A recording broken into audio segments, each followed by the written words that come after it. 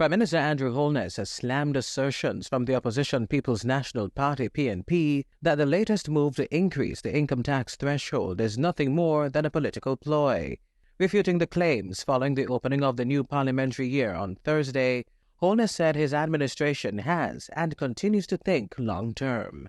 The moment that we decided as a government that we will address this issue of the compensation levels to bring them closer to market, it was obvious that any change in the compensation levels will affect the equity position which we developed during 2016 when we changed the income tax threshold. And therefore, it was always the case that it would be done. Holness describes the opposition's latest critique as opportunistic. In a sense, also very hypocritical, because as a policy position, they were absolutely against increasing the threshold in 2016. We told them we could have done it. They said it couldn't be done. They said it would wreck the budget.